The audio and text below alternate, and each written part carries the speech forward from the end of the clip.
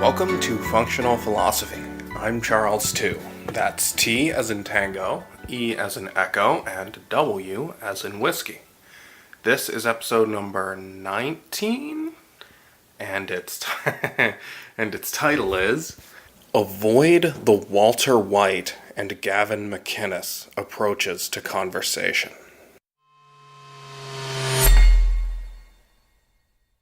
There are two opposite, yet equally bad, approaches to conversation many people take that I want to warn you of here. There is the Walter White approach, Walter White, the protagonist from Breaking Bad, and the Gavin McInnes approach. Gavin is he describes himself as Alt-Lite, libertarian, anarchist, self-proclaimed godfather of hipsterdom. I love Gavin, but he makes a massive mistake here. Okay, so what is the Walter White approach? Well, there's a scene in Breaking Bad, it's actually the famous Fly episode, I think, in which Walter says, speaking about his wife and her knowledge of his, or lack of knowledge of his criminal activities and his motivation for engaging in them, he says, there must be some combination of words that will make her understand. This is the rationalistic approach to conversation. The premise here is that facts don't matter. All that matters is the logical form of what you're saying. Now, I used to have this unspoken premise. It's ridiculous when you state it explicitly, of course, but many things people believe subverbally are ridiculous when explicitly identified, and this is one of them, and this is very common. You think that if you just make the argument the right way, if you just have the right combination of words, you will compel understanding in the other person. That is not how it works. What are you talking about when you're talking? You're talking about the world, facts. Words refer to things. If somebody else doesn't have the data, then no matter how much you talk to him about it, you will not prove your point. You can take a simple example and it will make this clear. If you saw your friend's wife cheating on him, then you will have to show him evidence. There is no logic that will compel him to understand the truth of what you saw. It's a fact that he simply hasn't had access to yet. No combination of words will make him understand. Now, that example is simple and obvious. But when conversations get more complex, you can be in this same situation and not realize it. And you have this...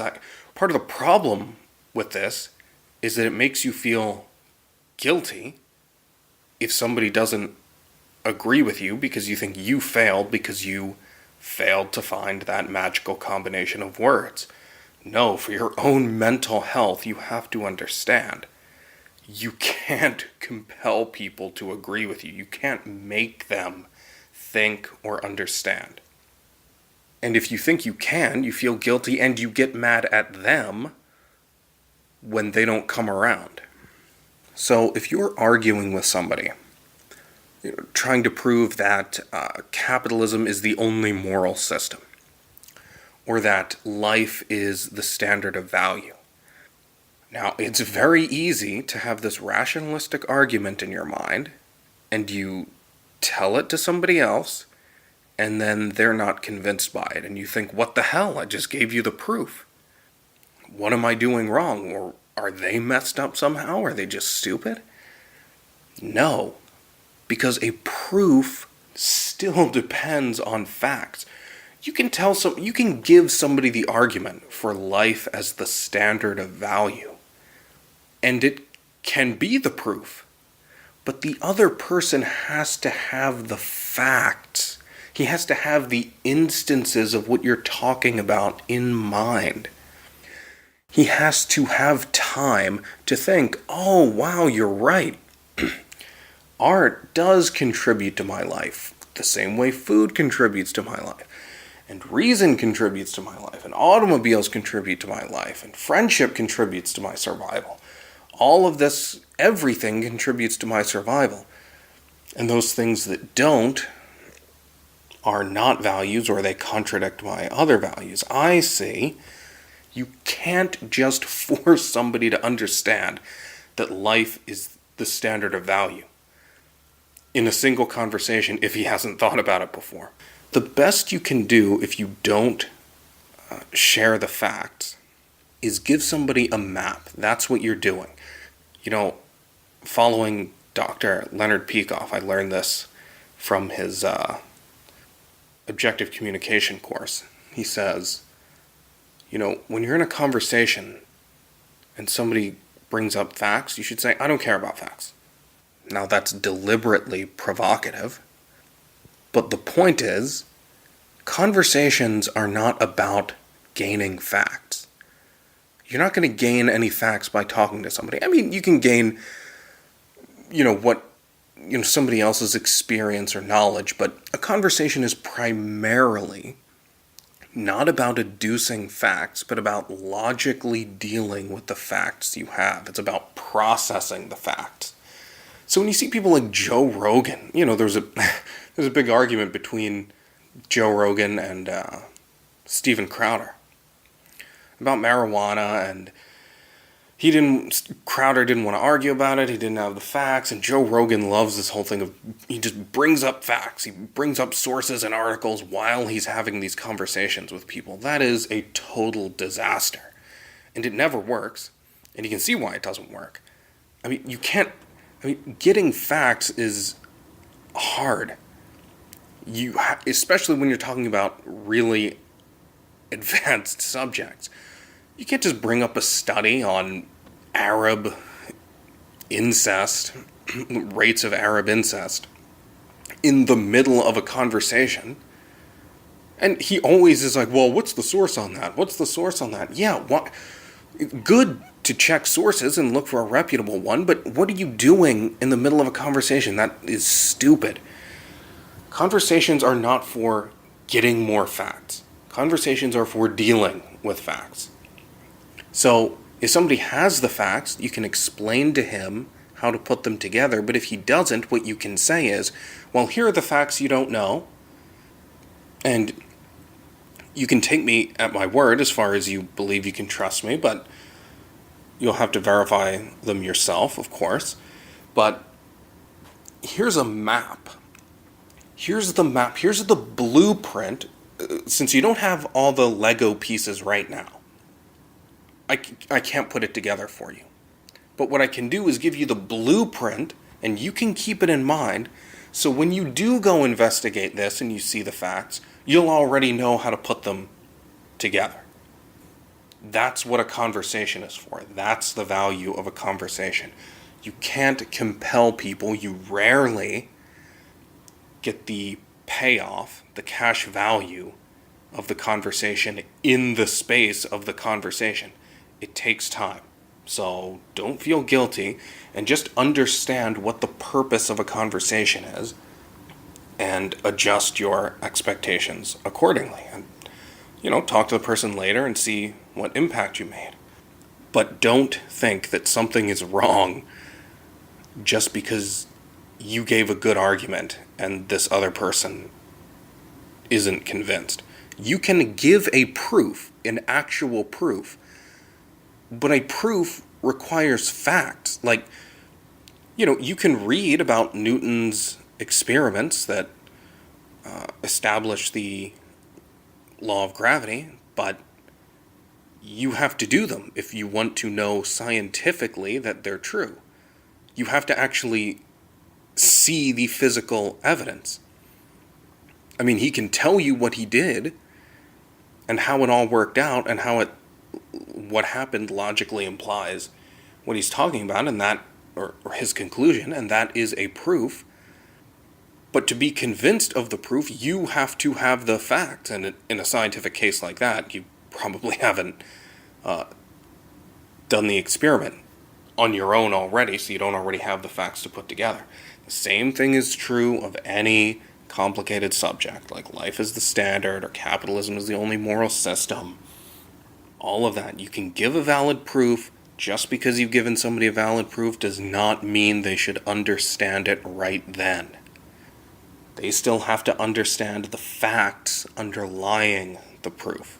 So you can give them a contingent proof, a contingent argument, an argument contingent on the facts being what you say they are.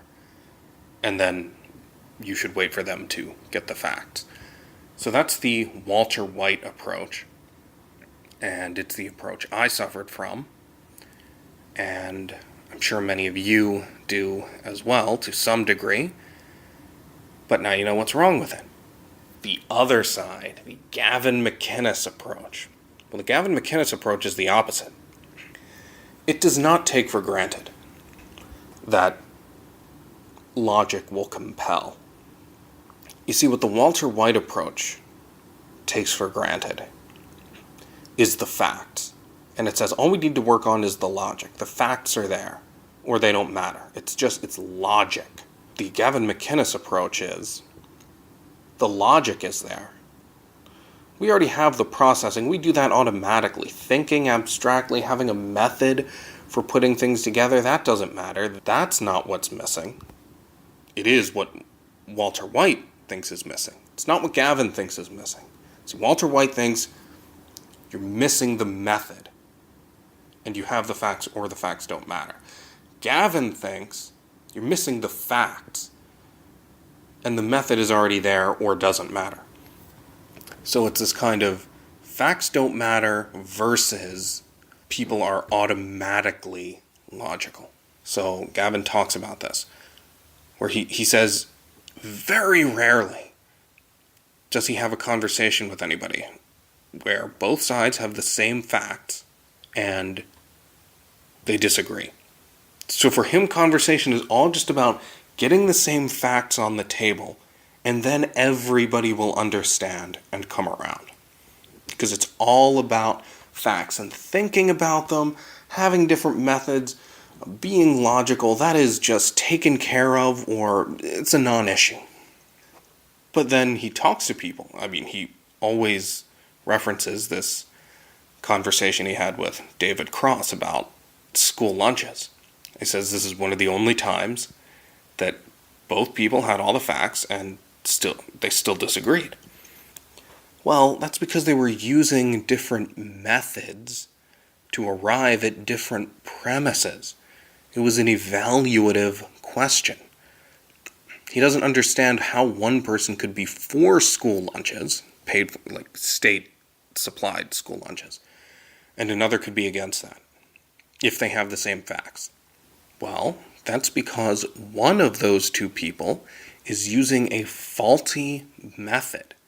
And this faulty method has led him to an invalid concept of morality, an invalid moral standard, and he is judging the validity of school lunches, state-supplied school lunches, on this false standard that he arrived at through a false method. So methodology is crucial. People don't just automatically figure out the right thing if they have the same facts. That is so manifestly untrue. And it leads to, here's the cash value of this. You take the wrong approach when you're trying to convince people. First of all, you don't call out people for being illogical. You don't accuse people of being irrational or even having bad motives, because it's just all facts. You just don't have the same facts. So you think that the problem with social justice advocates or Antifa or even Occupy Wall Street people, the problem is they're just ignorant. They just don't understand. No, that is not the problem. I mean, they don't understand, but do you really think people don't accept capitalism because there's not a good argument for it? That's absurd. It is so easy to make the case for capitalism. Yet socialism is cool and everybody loves it and everybody hates capitalism. Why? Ignorance? No. It's because they have a false moral standard that they arrived at through a false epistemological method. And you're never going to fix that by just throwing more instances of how capitalism works at them. So if you have either of these mentalities, you are not going to be persuasive. You are not going to be persuasive if you're just coming up with this magical structure that you think will compel people to understand. And you ignore facts and don't think they're important. And you're not going to be persuasive if you throw facts at people and figure, they'll work it out automatically. They just need to know the facts. People know the Soviet Union was horribly destructive. That doesn't change anything about what they think about socialism. Why? Because their method. They say, well, that's not true socialism. What allows them to do that? It's not facts, it's their method of thinking. And that's what enables them to evade facts, or to justify evading facts. So, don't be like Walter White, don't be like Gavin McInnes. When you talk to people, be in the mindset of, I have to show you how I'm thinking about facts. And I want you to show me how you're thinking about facts. And we're not here to throw more facts at each other, not primarily. But we also should both understand that the other person will need the facts before whatever argument we make can be accepted. So, if you take that approach, you will be much more successful and therefore much happier. And you won't feel guilty, and you won't get mad at the other person, because you will understand the requirements of objective communication and how they apply to conversations. If you have any questions, you can send me an email at charles.a.2@gmail.com. You can also visit my website at charlestew.com. There you can find information on and links to all my work, including ways to support it. I've also put up a couple essays over the past week or two. The first is on the abstract relationship between capitalism and reason, and the second is on why objectivism cannot be justly subsumed under libertarianism. Thanks for listening. Let's meet again in episode 20.